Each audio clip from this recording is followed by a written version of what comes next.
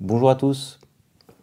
Aujourd'hui, je suis assis à l'intérieur. J'ai l'impression d'être comme un présentateur de journal télévisé et je ne vais rien faire de poussiéreux puisque c'est uniquement pour vous parler de ponçage.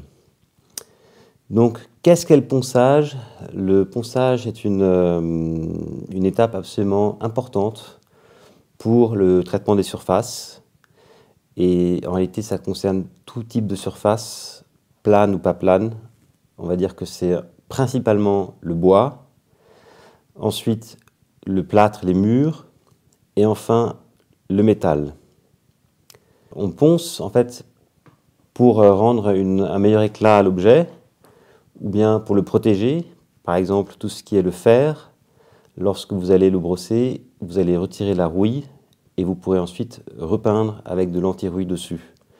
Donc c'est finalement une activité qui est présente dans quasiment tous mes chantiers. Je vous propose pour ce sujet des ponçages 2 vidéos, la présente plus théorique et qui va vous montrer des illustrations concrètes à quoi m'a servi le ponçage.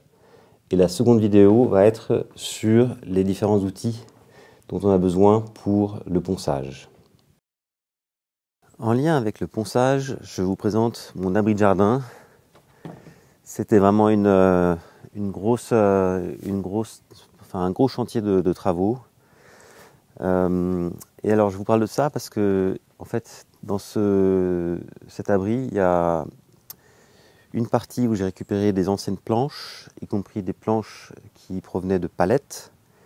Et sur cette partie à votre droite, c'était des planches neuves.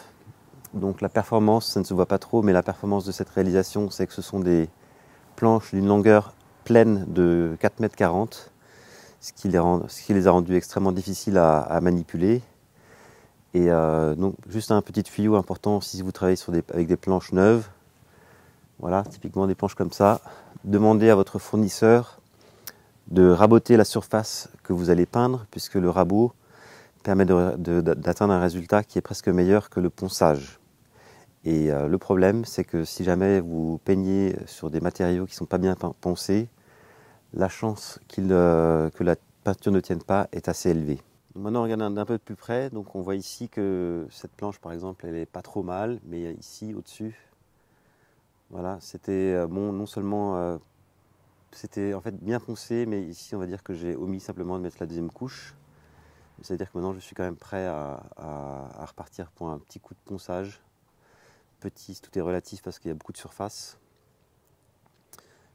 Donc la prochaine fois, il n'y a pas photo, je ferai raboter ces planches neuves. Et si je regarde les planches anciennes, on a un résultat qui n'est pas tellement différent des neuves. Donc tout ça, c'est une question de peinture aussi. Un autre exemple, ce sont les châssis de fenêtres. Ici, ce sont des châssis de fenêtres en bois. Donc là, il y a aussi pas mal de travail de ponçage. Et donc là, ça va être principalement au triangle, vu que la surface est relativement petite. Ici encore un châssis de fenêtre, celui-là n'a pas été restauré, ce sera pour la saison prochaine. Donc un autre exemple de ponçage, cette fois-ci pas pour des besoins esthétiques, mais plutôt pour des besoins pratiques. C'est ce cadre de fenêtre, vous voyez qu'il ne rentre pas bien dans le châssis, donc ici il faut raboter, il faut en quelque sorte raboter ou retirer quelques millimètres afin que la fenêtre puisse à nouveau rentrer dans son cadre. Donc là je pense que le ponçage devrait suffire. Mais là, ça va être pareil, 60, 120, 240. Un autre exemple sont ces marches d'escalier. Ces marches étaient, on peut dire, presque noires en fait. Donc là, c'était une grosse opération où il a fallu faire avec l'orbital et avec les petits triangles pour les coins. Donc ça, c'était beaucoup de travail. Et un autre exemple, puisque j'y suis, c'est cette rampe. Donc cette rampe a été poncée à de nombreuses reprises et vernie avec une finition papier de 600. Donc ça donne un résultat qui est tout à fait saisissant. Un autre bon exemple de ponçage, c'est ici le plancher. Il a été entièrement poncé, évidemment. Pour ça, il faut des machines spéciales. Mais donc ça vous donne un résultat vraiment magnifique. Et pour finir sur le ponçage bois, je vous montre cette porte. Ça, c'était ma plus belle réalisation de ponçage de bois. Cette porte était recouverte d'une peinture dégueulasse. C'était l'enfer. En dessous de la peinture, il y avait du vernis. Et je peux vous dire que cette porte m'a coûté énormément d'efforts. Et à côté de la porte, qui est une chose, il y a aussi les chambranles. Et les chambranles, c'est l'enfer. Je n'avais pas calculé ça du tout. Mais les chambranles, c'est difficile à poncer parce que vous avez plein de rainures, plein de petites dérenfoncements. Donc c'est pas parfaitement réussi. Vous avez encore parfois des traces de peinture, mais en tout cas le résultat est là. Je dois quand même vous dire après qu'il y a aussi un autre moyen qui est, je pense, beaucoup plus pratique, c'est le sablage. Donc là on emmène les portes chez un spécialiste, il va vous les sabler et il va réussir à ce résultat avec beaucoup moins de difficultés. Autre exemple, cette table ronde. Donc, je m'en suis déjà servi il y a quelques temps pour faire des vidéos. Donc vous verrez dans quel état elle était sur les autres vidéos. Donc là j'ai fait un petit passage classique à la ponceuse orbitale 60, 120, 240. Autre exemple d'une surface à poncer, ici c'est niveau 5. C'est le plan de travail de mon atelier.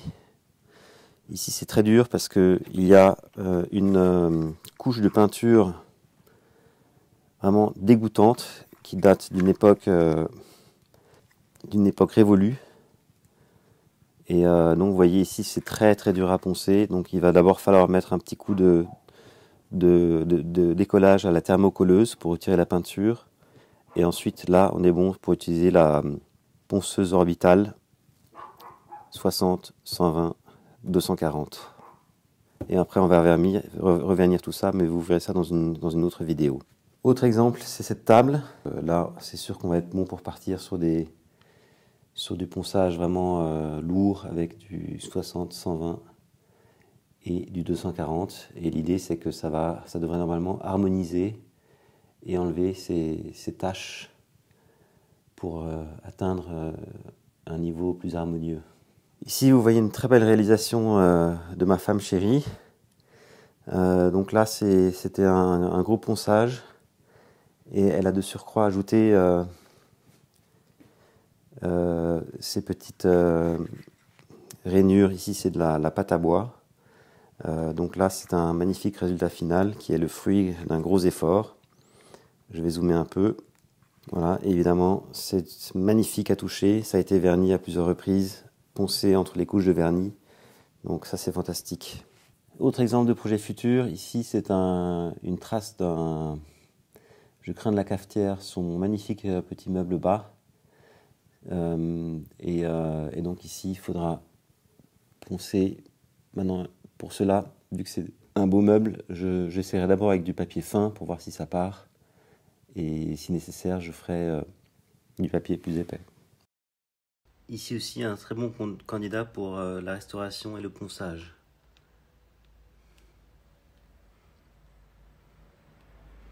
De côté. Autre exemple, c'est cette armoire. Elle était aussi en mauvais état et en fait, avant de la repeindre, on l'a poncée. Donc ça donne un résultat assez propre.